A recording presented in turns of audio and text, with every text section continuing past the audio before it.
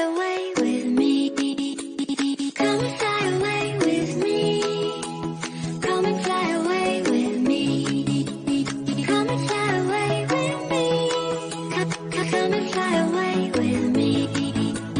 Don't you be afraid, everything will change. You and I, jumping off the edge, these the dreamers never die. So come and fly, come and fly, come and fly away with me.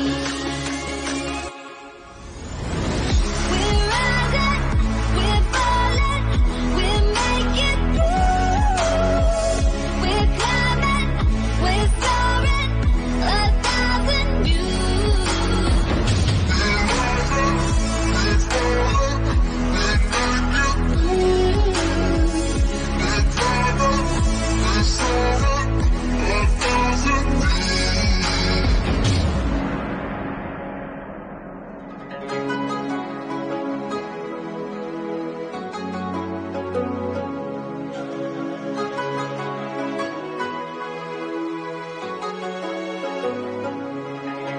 Somewhere by the emerald sea, where the moon and water meet.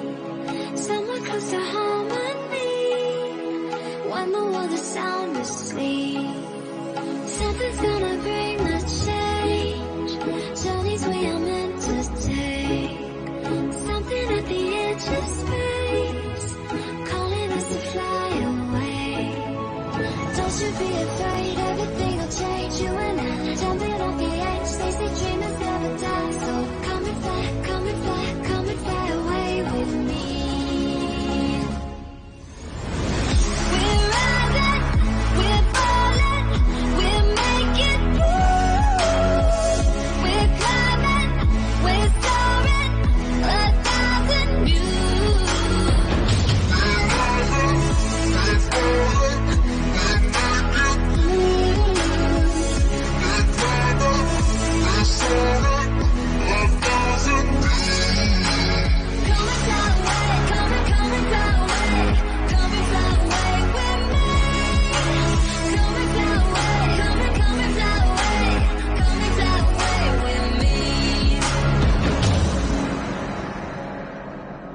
Something's gonna bring the change, journeys we are meant to take. Something at the edge of space, calling us to fly away. Happy Wednesday, everybody. Hey, Weezy. I made it in the nick of time. Hey. Good Lord, Deweese. About time you show up. Oh my God. I wasn't paying attention and I thought it was What's with the hat? Are you dealing cards or something? No, my hair's dirty. Yeah. Oh God. Nerd. Oh well. Deweese was taking a nap. Yes, she was. No, I wasn't taking a nap. I was No. I was outside. Anyway. Outside, and what's the temperature? It's like 96 degrees. And just steamy. Yeah. Well, it's steamy here too. I need some of that. I need some of that rain from up in Michigan, like Linda's getting. Oh, nice. Yeah, Steve. All of our leaves are falling off everything. Everything's dead. Now you got a rake. If you would have stayed in Wisconsin, you wouldn't have to deal with that. I'm not raking. Blow it away. I'm waiting for some wind. Steve, how many hours? How many hours? What? Countdown. Big day. I don't know. Saturday? Saturday. Saturday. But I did my very, very first in my entire life a mani-pedi. Oh, yeah? Fingernails are awesome. Oh, I got my toes painted. Oh, you did, huh? Oh, Lord, you're going to fall. Oh, you were the right one. Yeah. I highly recommend it. Aren't they? I figured you would do pink or something. Yeah, but the white matches my outfit that I'm going to wear, so I didn't want it to clash. Good. That's what, the unicorn? Mm-hmm. That's right. Okay. All right. How's Aaron handling everything up there? It's good. Okay.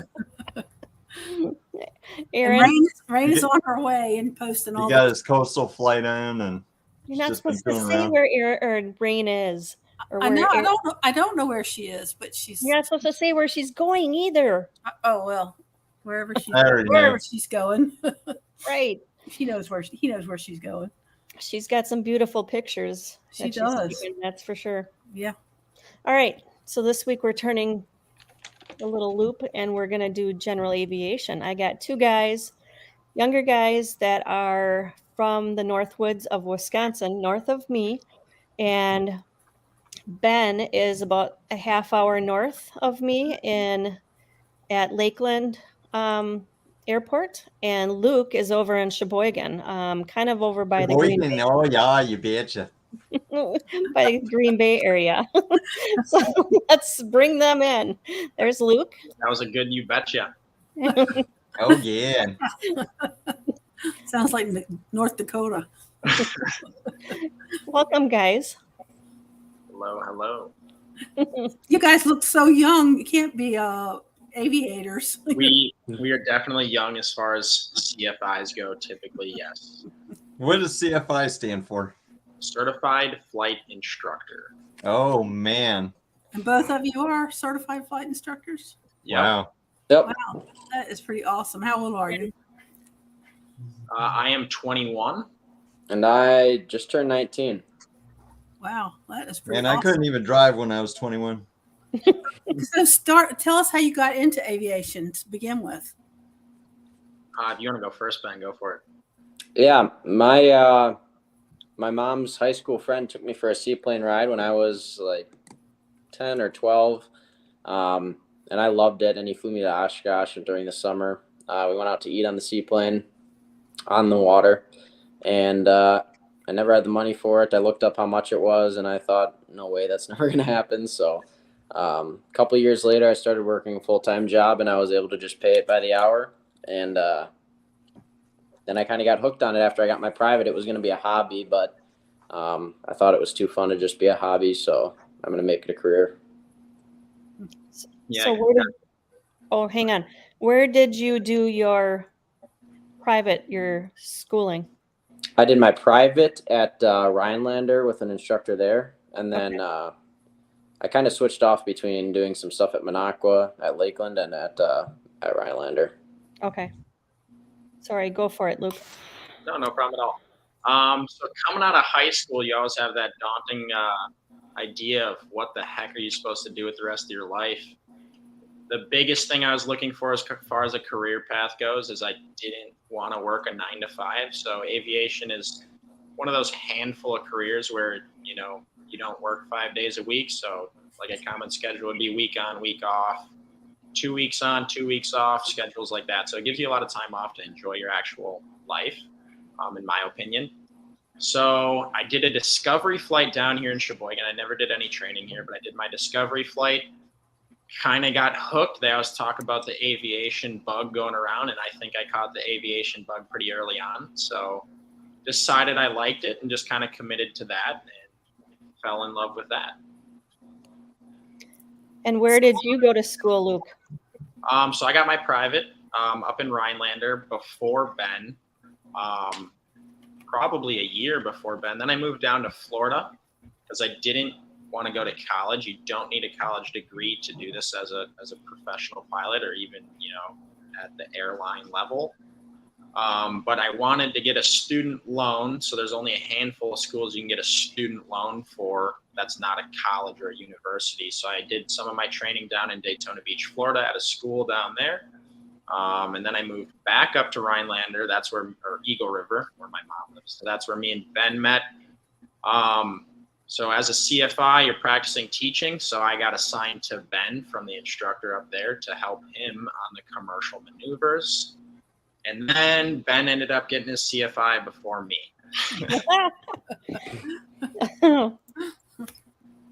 So outside of school, have you guys taught at all? Yeah, so I have about close to 200 hours of dual given, it's called, or as flight instructor. So I got about 200 hours now. That's just about 3 months in. Okay. Outside What do you mean by outside of school have we instructed? I'm not sure what you mean. So like getting outside of school and just instructing by yourself rather than like guided Right. Yep. supervision, Yeah. sort of. Yeah, since I got my flight instructor license, I haven't been really guided by anybody. Once you kind of pass your check ride, you already have developed lesson plans and things like that. So all of my flight instruction has been kind of on my own and using my own lesson plans. Okay. And Ben, Eric wants to know, was your instructor Tamburino? Yeah, Mike was one of my instructors. Yep, Mike Tamburino. Okay. So you all have your own students now. Yeah, I have Yep. about 20 students. Some are flying almost every day. Some are kind of that, what our old instructor used to refer to as the 15-year program. They've been slowly working at it. You know, some people just run out of funds. Something comes up, you know, in their life where they just can't have that commitment to it. So some people are flying all the time. Some people are flying once or twice a month. Yeah. It just depends. Do you have either one of you have any intentions of going like to a higher level of in training? Yeah, right now, since I got my private pilot license with the pilot shortage, I'm a cadet for PSA, which is a regional airline. So they are taking cadets on so they can kind of predict the number of pilots they're going to have, you know, coming up. So they kind of, you talk back and forth. They offer some tuition reimbursement is how they call it, or bonuses. So I've been a cadet with them now for about a year. So that is my plan right now. The airlines, if you get in at a young age, is kind of too good to compete with as far as pay and what your schedule could eventually be with that seniority once you're with the company for a long time. Yeah. So you're currently enrolled in that? Yes. Oh, Yep. great. And Ben, what about you? Are you building for commercial? Yeah, I'm not sure if Luke mentioned what his plan is for his future, but I'm not really planning on going to the airlines. I'd like to stay around and continue to instruct, hopefully own a couple airplanes someday and build a decent sized flight school in the Northwoods, and then fly for a charter company or a Part 91 type thing, private owner. Oh, cool. What do you Nice. have to do? What do you have to do for that? Just build hours? Yeah, just get time and then kind of word of mouth, meet people and network a lot. Meet people and show them the skill that you offer and see if they want you to be a pilot or for their company. Bill H says, I bet they don't break props like us. Probably Yeah. not. Bet not. Got a story You there. Try not give up to. pretty fast if you're breaking those. I hope they're not breaking props anyway. Luke, what were you saying? I got a story for that. When I was down in Florida, the school maybe had 250 students, something like that. So you hear of something going on here and there. One person prop strike the airplane. So what that means is the propeller hit the ground, which is quite an impressive task. Obviously not supposed to happen, but stuff like that, it can happen, but yeah, not too often. So these guys were asking in the pre-show about paramotors, but do you guys know about a FAR 103 at all? Just a little bit, not a ton. Yeah, not Okay. too studied up on Part 103, that's for sure. We're more so Part 91 Okay. or Part 61 and 91. Yep. But yeah, as far as your question goes back to building hours, kind of how you get those jobs, like Ben said, that private side of things, it's a lot of networking, who you know. But another big thing to it is the amount of hours you have. So to be an airline transport pilot is another certificate you have to get, which depending how you do your schooling, for me, I have to be 23 and have 1,500 hours to get your airline transport pilot license. So me and Ben have the same thing there. If you go to a 4-year school, you can be 21 and have it be 1,000 hours. If you go to a 4-year program, get a degree with it. Mm-hmm. But to get into the private side of things, like Ben was saying, you don't need that 1,500 hours. You don't need an airline transport pilot license, but typically insurance will require a lot of hours. So that's kind of where you get hung up on that hour requirements. because insurance for multi-million-dollar airplanes is quite high, and they have their own standards to, what type of qualified pilot they want in that airplane. So, Yeah. I thought I read something recently. They had a hard Yeah. time getting in commercial pilots getting people to take captain positions. I forget if it's because of pay or schedule or something that's not conducive anymore, but yeah, sometimes Yeah, sure. as far as the airlines go, sometimes it's a lot of talk about seniority. So the longer you're with the company, the better schedule you get. So you bid your trips, meaning you vote saying, hey, I want this trip. Starting out, you don't really have much say on what trips you're taking or when you're working. You're kind of just volunteering. But you work your seniority up as a first officer. If you were to upgrade to captain, your seniority, you're bidding as a captain, so you're back to that bottom of the seniority. So sometimes people stay as a first officer just because they have a good seniority. okay. If you're an older person, right? If you're 60, you're forced to retire at 65. Well, maybe upgrading to captain, even with that extra pay, maybe it's not worth it to you because you like your schedule. Okay, that makes sense. So Travis wants to know, do either one of you guys have any interest in flying paramotors? I would love to, but I feel like that's a pretty small community. Not a lot of people hanging out at the airport, are, at least from my what I see, it's not a lot of paramotor stuff. So it does seem like a pretty small community. So I just really don't know any people in the community, but I would love to. And How Ben, about you? oh, sorry, Deweese, go ahead. I was just going to ask Ben, have you considered flying a paramotor? Yeah, I would actually love to. I think I wanted to do that before I got my private, either that or helicopters. And yeah, I would love to fly a paramotor. They do kind of freak me out a little bit. Surprisingly, I'm pretty scared of heights, but and the paramotor, you're not strapped in a tin can like you are in an airplane. So Yeah. For me, like, I'm afraid of heights as well. Like, if I'm standing on a scissor lift and stuff, my knees buckle. But whenever I'm flying the paramotor, you're so encased in your harness and whatnot that it's actually pretty comfortable. Most people will get spooked when you get into sort of turbulence because then you're kind of bouncing. I think that's a lot. A lot of paramotor pilots are like that. They're a little afraid of heights, but once you get in the paramotor and you go, it's okay. It is difficult. Oh, go ahead. Is like, if you get into bad turbulence, can one of the wings like fold up and then I don't know how a paramotor works, if you kind of stall or.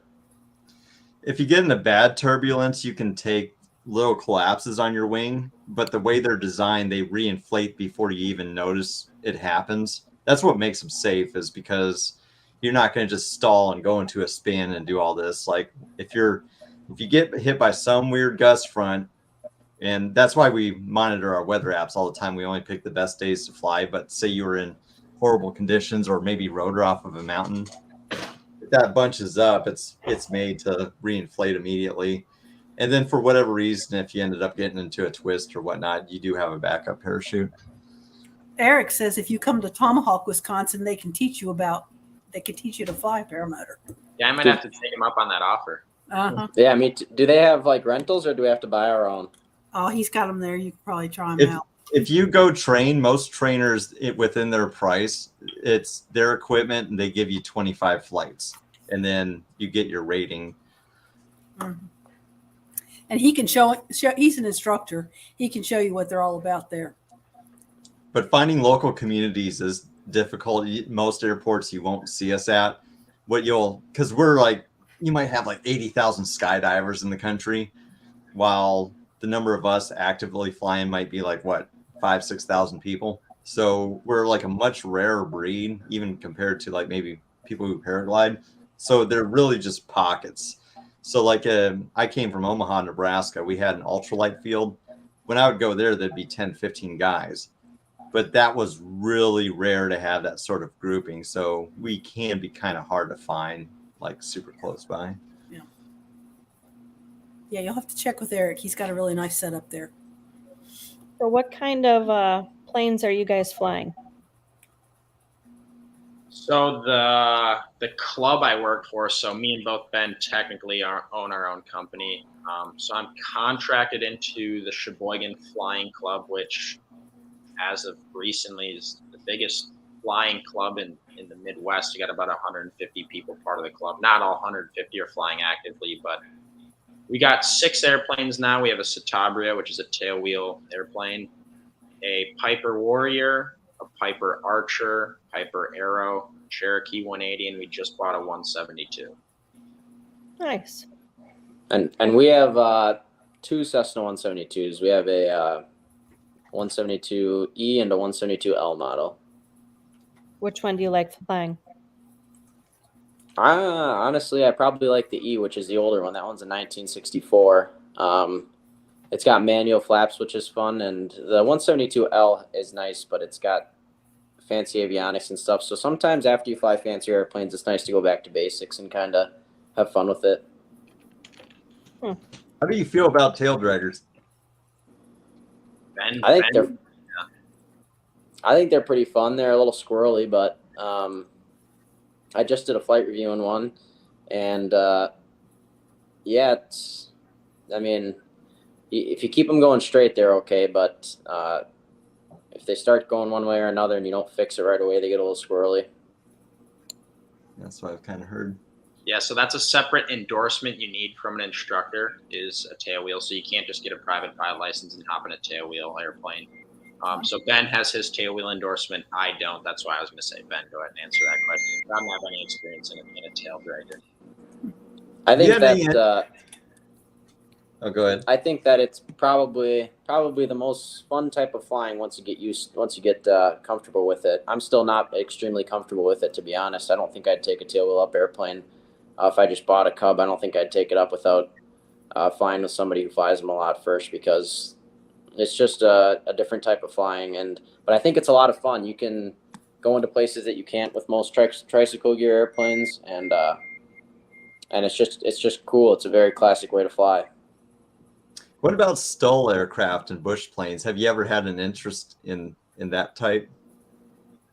Yeah, absolutely. But a lot of those bush airplanes, a lot of tailwheel airplanes in general is a smaller community in aviation, especially that STOL or bush type airplanes. Most tail draggers, though, do have that STOL performance, which is short takeoff and landing. STOL is what that stands for. But like Ben was saying, you can go to more places. You can go to grass strips because they got usually bush tires on it, tires and suspension meant for, rougher terrain. But most tail draggers, they are just in general lighter, usually 2-seaters, not 4-seaters. And they typically, tail draggers have little things on them like vortex generators, things like that help you fly slower. So a lot of those tail draggers do have that STOL performance. You can definitely build out an airplane. Like Oshkosh has the STOL takeoff and landing competition. By no means, some of those are not exactly your daily flyer. They're built out just for that. But yeah, I think that stuff is super cool. I love watching the STOL competitions, and I've missed it at the EAA every time I've went, but hopefully I'll make it next time I go.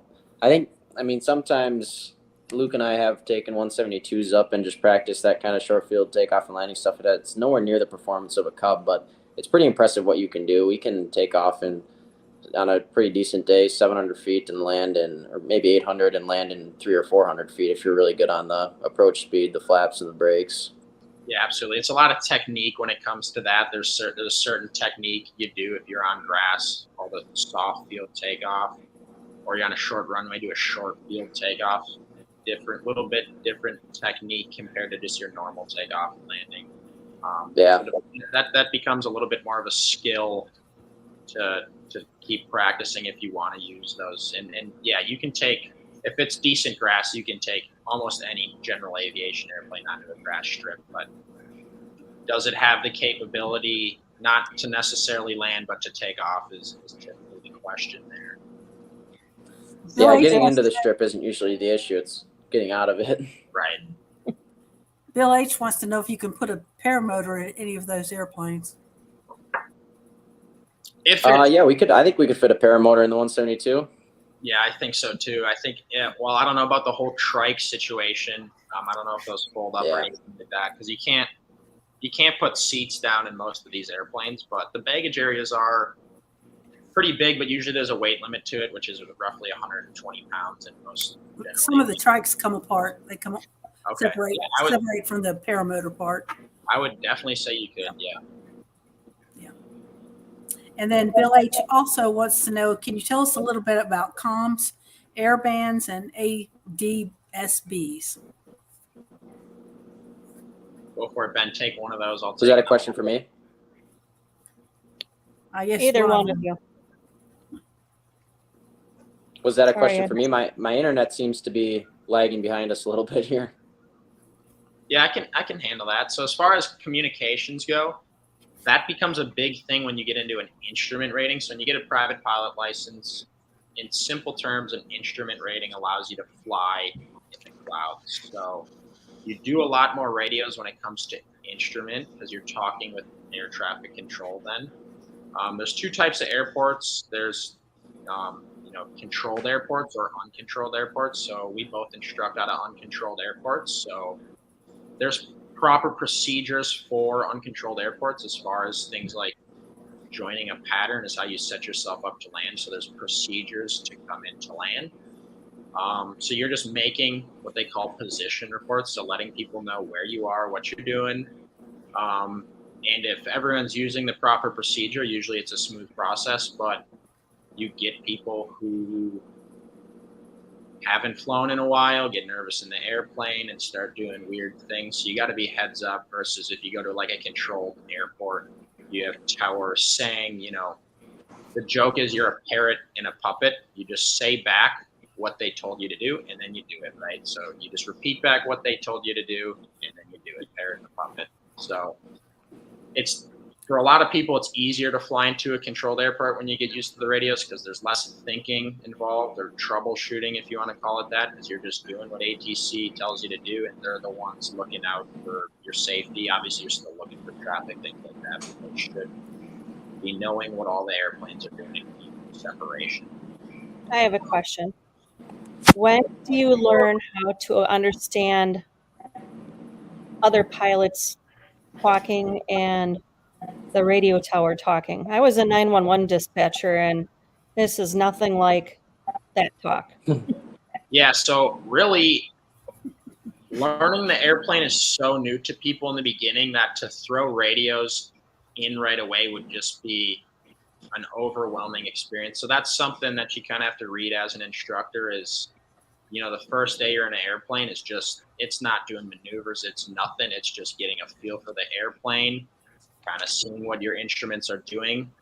And this is different for every student, but once you can see that, they got a feel for the airplane, they know what they're doing a little bit, that's kind of when you introduce radios. But they're obviously still in the airplane with you listening to what you're saying and what other airplanes are saying. So when you're on a frequency, certain airplanes have certain frequencies, so you should be on whatever frequency is near you, whatever airspace you're in, you want to call it that.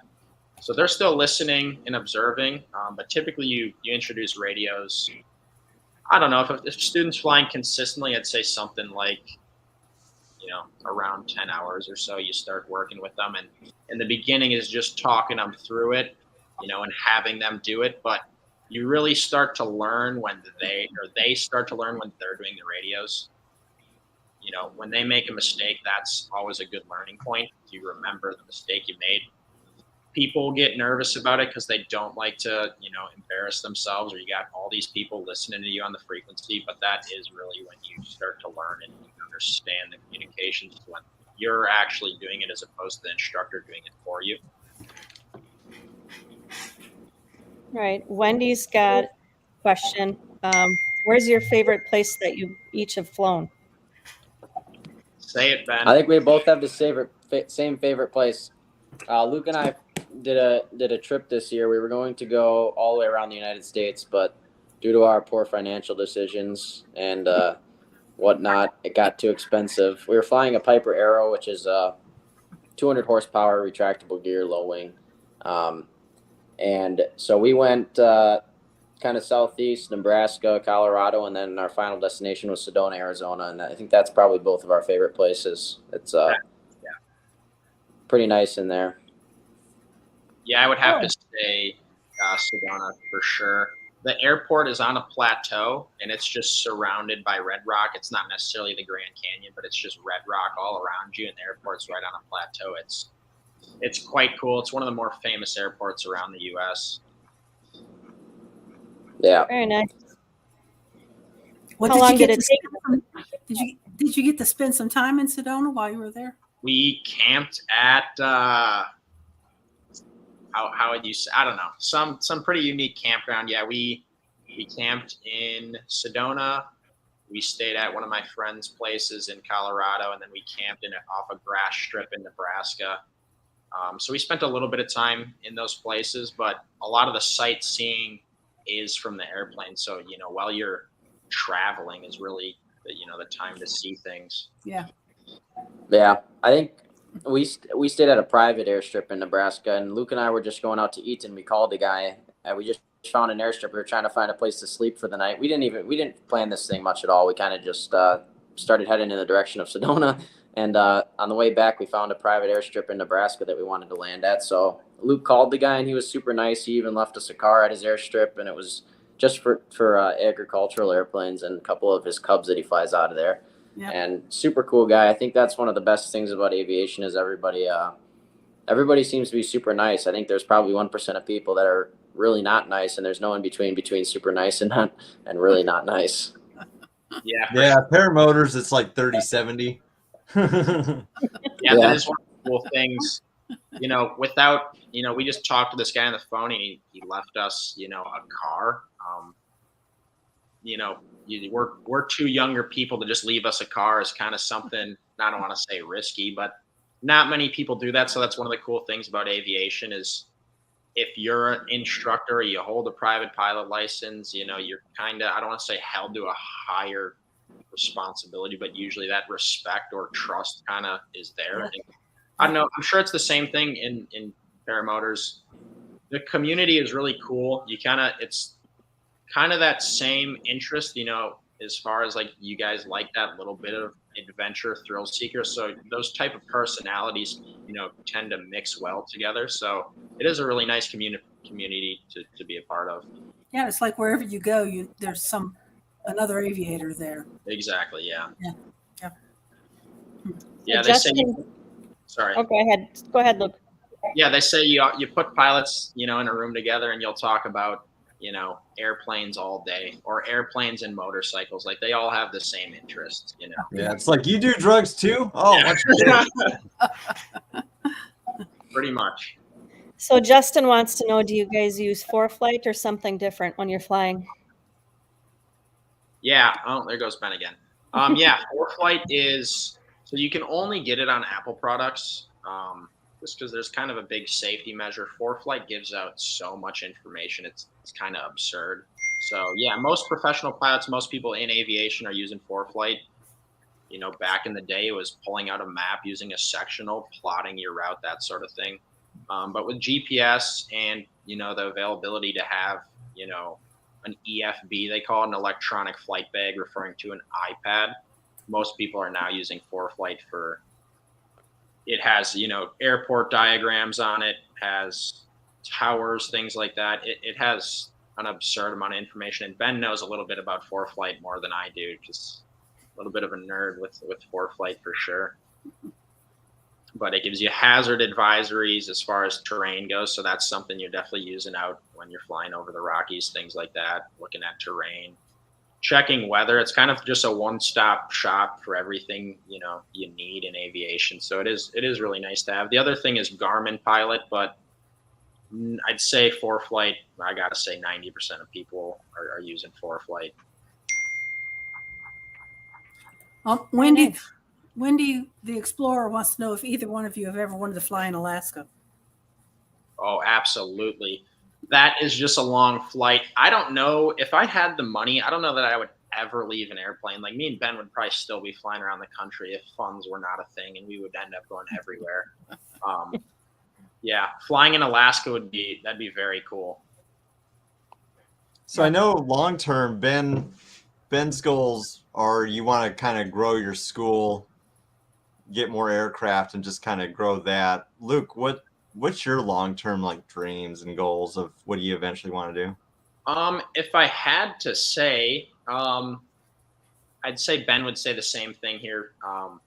We always talked about getting our own aircraft and chartering our own aircraft. So renting out, buying an airplane, getting an air carrier certificate, renting out our own airplane and making money that way. So flying together because we enjoy flying together so much. I'm sure you have people who you love going flying with. That's me and Ben. We just bond well, fly well together.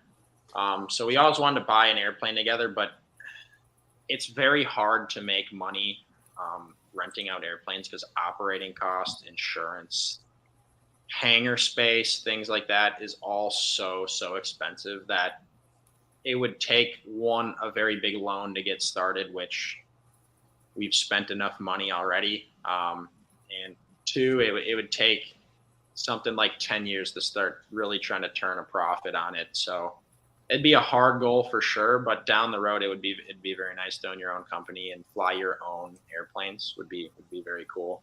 But the airline route really doesn't seem bad. If you talk to anyone who's gotten, in the airlines at 23, the age you can get into it, they're making very good salary or hourly rate, I should say, which obviously equates to a good salary. And when you get that seniority up, you're working, 10 hours a month, you're gone for 10 days out of the month, maybe a week. And it's whatever trips you're doing on the trips you wanted to go on, because you now have that seniority to bid on the trips you want to take. So I would rather fly the private jet stuff too, like Ben answered, but it's really hard to say no to some of the bonuses and perks of being at an airline right now. So that's something I go back and forth between, and we'll just kind of see. All I ever really asked for is to get to fly with people right now. I can't be flying on that right now, but Okay. So Eric PPG wants to know what else you guys do besides fly. well, right now it's work. When I take time off, even for vacation, it's been to fly again. I enjoy it that much. But I don't want to give the basic answer of just hanging out with friends, things like that. But yeah, just hanging out with friends. I do like traveling, preferably by airplane, but doing road trips, things like that. And I got, at my age, I got a lot of friends in college. So going to go visit friends at college is something I like to try and do. And Ben, what about you? What else do I do besides fly? Yeah. Not much at all, honestly. I either fly or I study for new airplanes or new ratings. Although I don't really have any ratings that are pushing on me right now, so I'm studying up on a couple of airplanes that I could fly in the future. But other than that, hang out with family as much as I can. But I'm usually at the airport like 8 to 11 p.m. every day. Wow. Yep. Man. Have you ever thought about jumping out of a plane? Absolutely, but there is. Go ahead, Ben. Go ahead. Yeah, I don't know if I could. I don't. Really? Yeah, I don't think I could. No. I'm with you, Ben. It's one of those things. I think you'd have to basically push me out the first time, and then I'd be jumping out doing 360s the next 12 times. It is. I'd agree. But yeah, pilots always say, "Why jump out of a perfectly good airplane?" So Exactly. I agree. did it once, 6 years ago, but it's because a coworker was dying of cancer. That was her bucket list item.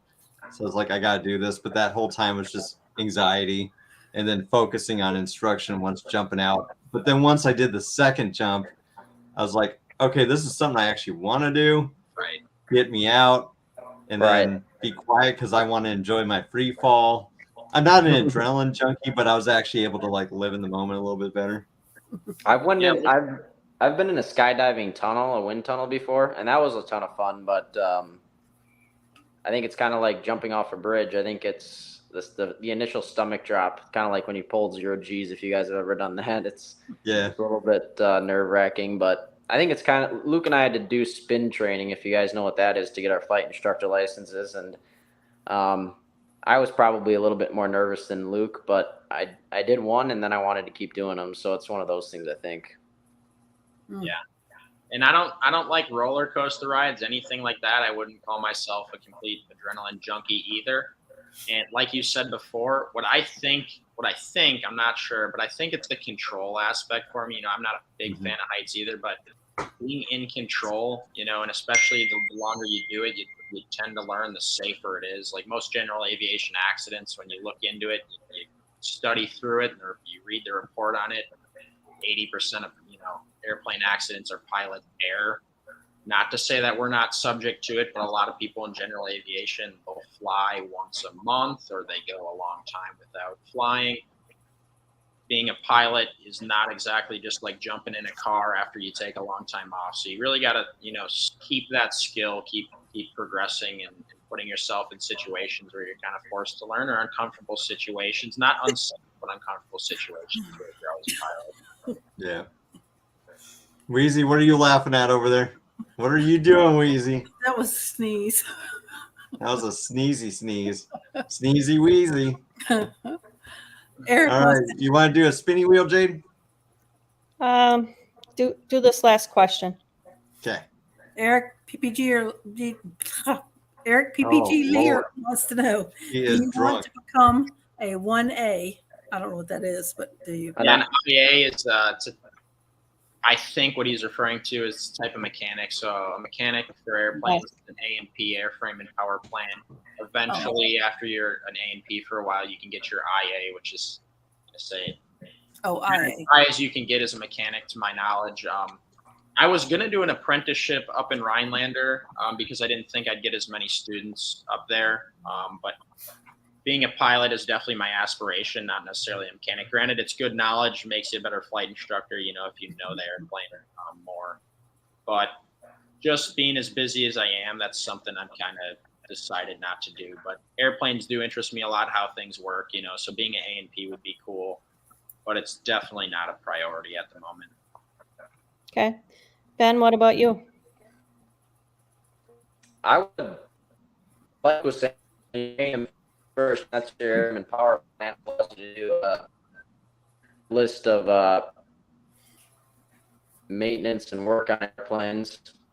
I think I would be on airplanes. Could you guys copy that? No, Not exactly, no. Okay. we're losing you, Ben. Yeah. Airport Wi-Fi sucks. Would you explain what a spin training is? Because Yeah. Wendy says that spin training is what NASA does for the astronauts, but So spin I'm training is like in the plane, the way the right. Yeah. So I plane- know astronauts do spin training as far as like going in this chair and you just start getting, you know, spun around to realize what spatial disorientation is. A spin, as far as what you do to become an instructor, is, I don't have an airplane with me, but when you stall an airplane, airplanes have left turning tendencies, at least propeller airplanes do. So they typically, if you stall an airplane, you're pitched really high and that nose could go over to one side, and then you're stalled, spinning nose down. You're kind of doing a 360, and why you spin, because one wing is stalled more than the other. So you're spinning towards the ground, and you practice that because as a CFI, a student can put you into a spin. You really shouldn't be getting into spins if you're on your game as a CFI. You really shouldn't let it happen. Most general aviation airplanes are not approved for spins. Most of the newer ones are, but the old carburetor engines typically aren't. And you got to be in a certain weight and balance. So weight and balance is something to talk about as a pilot all the time. Can't be overweight. Can't have your weight too far forward, too far back. But yeah, spin is when you stall and then you're kind of doing 360s nose down to the ground, and you learn how to recover from those.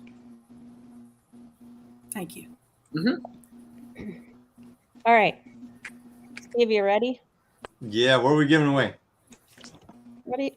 Isn't it your turn? No, I'm too lazy and I'm too cheap. What are you giving away? Will do. Ooh, You see it? Oh, God dang. Giving away your yeah, you can see it. It's a I want to get high T-shirt. And it's Northern Lights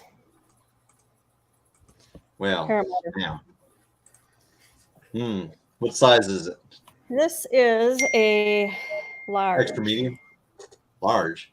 And no, Travis, I'm not sipping on the moonshine.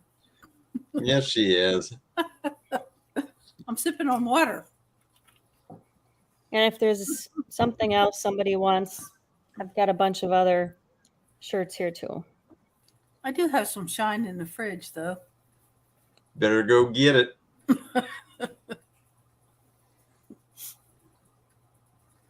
Oh, Williamsport. Ah, Justin. congratulations, Justin. Congrats. Justin, do you want this shirt or Wendy? Can you? What did Justin say? Oh, Wendy said, "Oh, cuss word." Wendy, this is a kid's show. You need to hush your mouth. Justin said, "Awesome." Good job, honey. Yes, she wants Eric, it. Eric PPG Lear, do you have a different size shirt for Williamsport Windwalker? Oh, Wendy said, "Good job, honey." Yes, she wants it. He'll make you whatever you want. She said she'll take it. Man, I think we should start giving away Wendy's like lip gloss. Some good stuff. You know what she calls that? Oh, wait, we got to get Ben back. There's Ben. There's Ben. What does she call it? Wendy, do you want to tell him what you call it? Oh, Justin says he wants a girls want to fly girls with shirt. No. One of the originals. No, I don't have any more of those. That are gone. I hate you all. Guys, don't even ask. All right. We can do one more for the sticker. One more. One more sticker. One more spinny wheel. Okay. Oh. Upside down. Oh my goodness. There you go. With the mean bird. Spin of this wheel is brought to you by Wheezy. She's drunk off the shine. And sneezing. Gotta watch out for those Mississippi women. They'll bite you.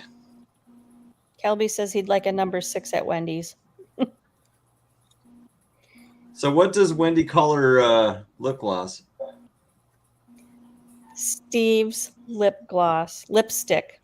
She does not. She does. Serious. Shane Wyman. I don't believe you. Shane Wyman. Congratulations, Shane. Shane, if you have this sticker already, just let me know and I'll dig in the bottom of the barrel and find you another one.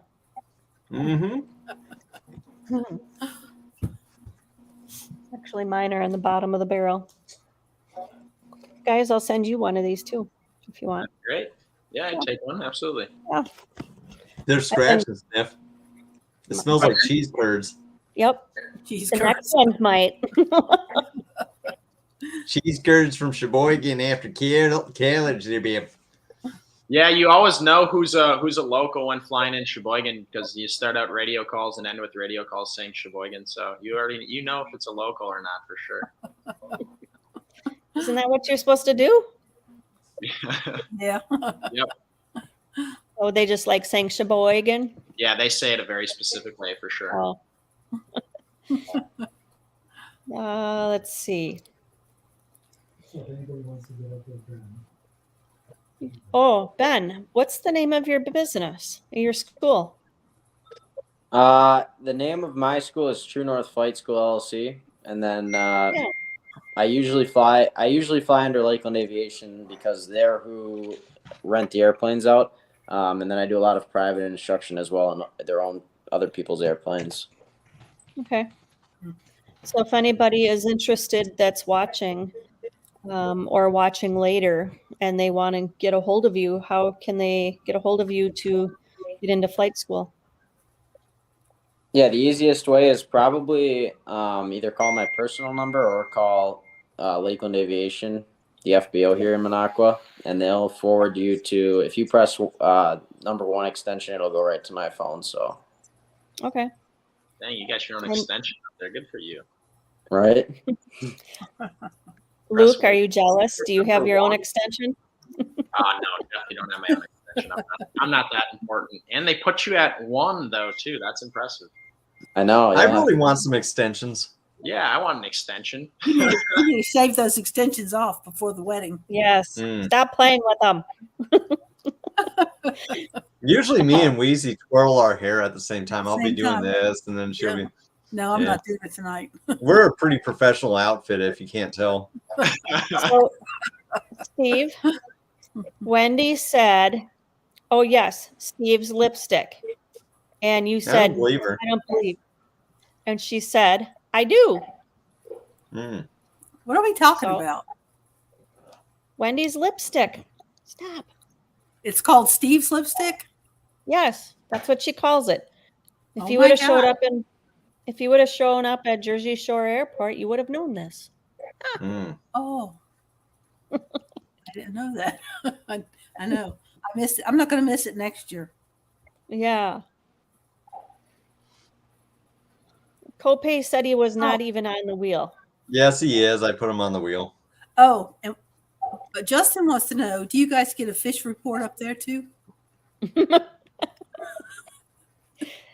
Ben, do you guys get a fishing report up at Lakeland on your local radio stations? I Yes. don't really listen to the radio Oh. much. So. Oh, we had more fun with Justin giving us a fish report all the time.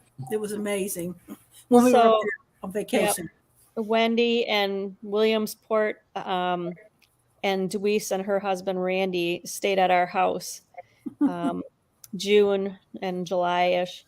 And Justin was listening to our Tomahawk local radio station, and they give a fishing report, and he was pretty darn impressed by that.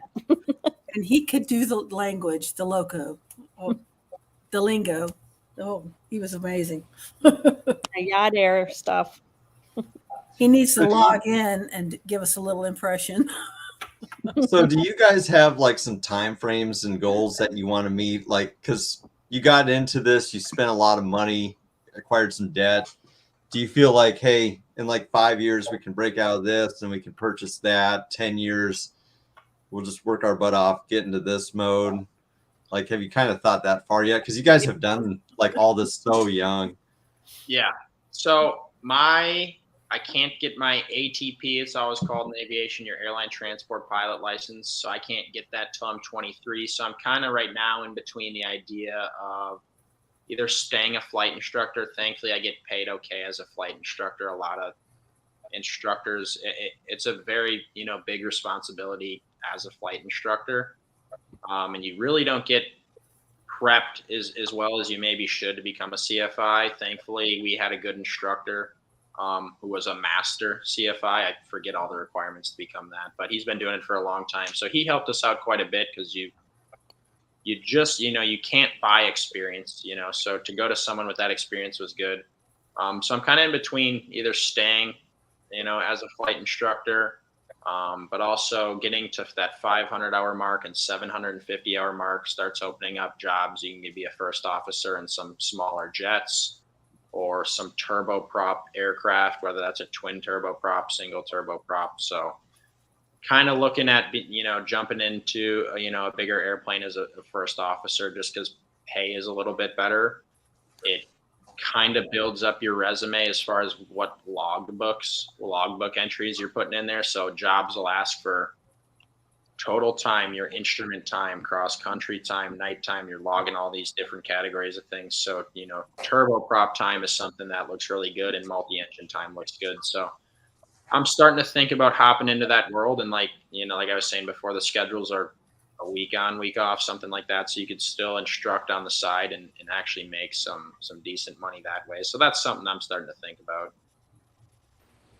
Yeah, like Luke said, I think instructing's a big liability for what most get paid. I think it depends on where you go. The pay can vary quite a bit, but we have a lot of students, both Luke and I, that are kind of flying around on our certificates. And if anything happens to them, then first people at the FAA contact is us. And same thing when we endorse like a flight review, which a pilot needs every 2 years, then same thing. They get in an accident, comes back to us, or even they break a rule, it comes back to us. So it's a lot of liability. And I know a lot of flight instructors who are established in their careers and flying jets, and they won't flight instruct anymore because they don't want the liability of it, and they don't want to put their name in anybody else's logbook. So that's when it comes into the play of giving the best training that you can, and just ensuring safety is always number one. But I think in the future here, same thing as Luke, I'd like to find a flying job that'll pay a little bit better and continue to build the time like Luke was saying, and then I'd like to keep instructing as long as I don't get into any sketchy situations with students that worries me at all. But Yeah. It's easy. Things happen really fast when you're going fast in an airplane, and it's easy to kind of get caught in stuff. And the second you take your guard down, something can kind of get screwed up if you're not really watching closely. So, but yeah, I think the future would. I'd like to buy a couple of airplanes and kind of start renting them out and start a decent flight school and find good instructors. Do you guys ever consider Air Force growing up just to kind of get into it and getting the equity? Yeah, absolutely.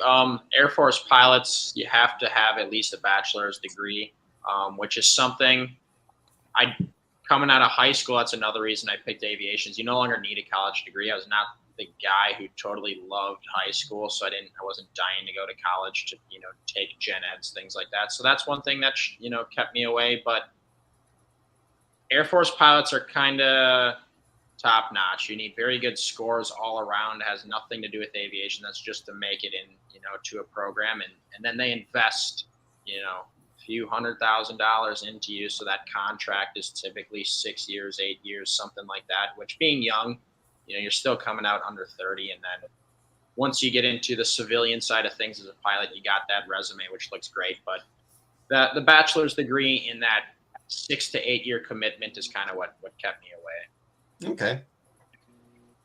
Yeah, I think for myself, probably thought about it for maybe 2 hours after watching Top Gun each time I watch it, and then I kind of move away from it. But yeah, kind of like what Luke was saying, I think there's a lot of people that go into the Air Force and want to be pilots, but I think they pick a very few select, and I don't know exactly the process how that works. But I think it'd be a great training environment, and I know they do a good job teaching people. And it's all obviously paid for, so that helps.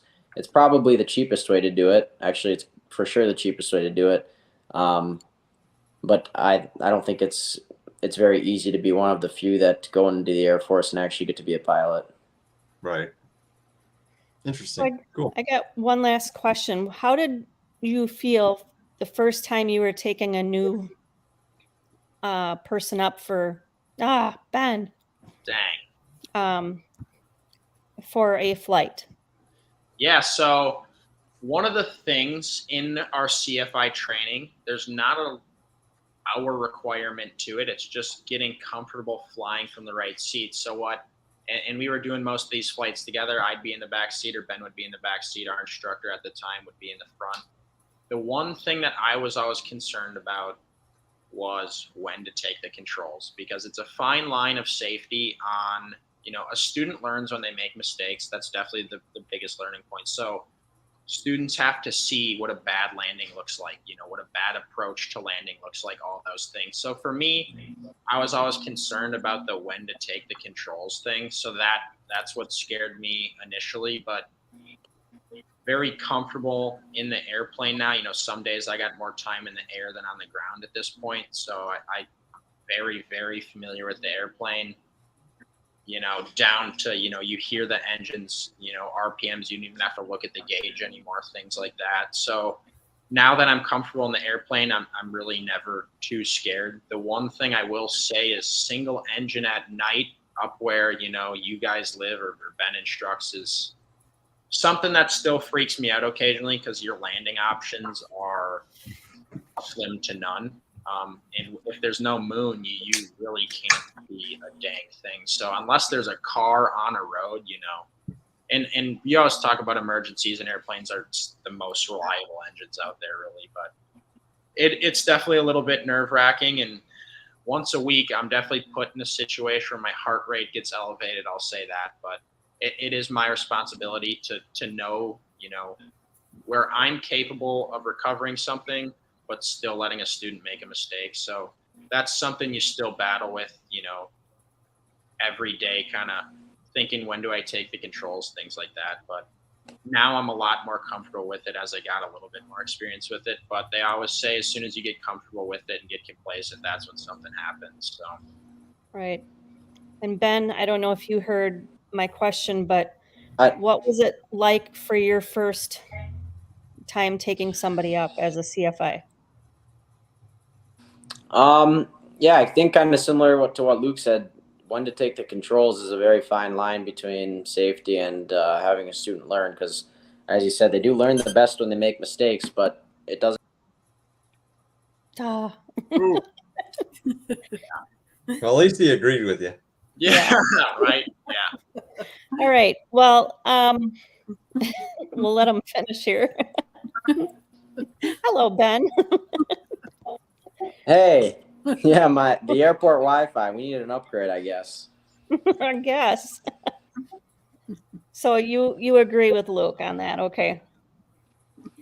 And I don't think I mentioned, I'm going to put a link in the chat. Ben, I don't know if you heard, but if you are interested in sticking around for a few minutes, if you can manage on your Wi-Fi, if anybody wants to join in the after show, they're not being recorded on YouTube. They can come in and meet you real quick and say hi, but we're not going to keep it late because I know you guys are probably early risers also. So if anybody doesn't have any other questions and Ben comes back, I will tell you that next week we have Sky Hiker Mike. Yeah. Woo, yeah. Super excited. Oh, I God. love this guy. Let's get Ben I've got back a here. video of him turtling the first time he met me. Oh, good. Now make sure you have that ready for next week. He is not going to like that. You guys have been very interesting. Thank y'all so much Absolutely. Thanks, for being on everyone. the show. Sorry, Ben, that you've been having difficulties with Wi-Fi. So if you're willing to stick around, Ben, maybe somebody will come in and want to say hi and ask you a question on their own. So, but we won't keep it too late. So. Oh, and next week we will have a married Steve. Yeah, we will have a married Steve. Yeah, get this, Luke and Ben. There's some girl that wants to marry this beard. I think she's drunk 24/7. What's wrong with her? Did you drug her when you proposed, or what? Like, I've worked very hard never to attract another woman in my life, and I screwed it up. What did you do to Angie? Why? She's not even around. What's up? Where's Angie? She's getting her hair done for the wedding. She's getting her hair dyed. Yeah. Cool. Oh, God, what color? I should have got my beard done. What color is her hair going to be? I don't know. Put Ben back in. Are you going to do it live? No. Oh boy. Ben's I'm on a very private guy. I don't video or share things on the internet. Okay. All right. Okay. So I guess until then. If we don't see you on there, we'll see you in the air. Yeah. Good night, everybody. See you next week. I will fight for you. I always do until my heart is black and blue. And I will stay with you. We'll make it to the other side like lovers do. I'll reach my hands out in the dark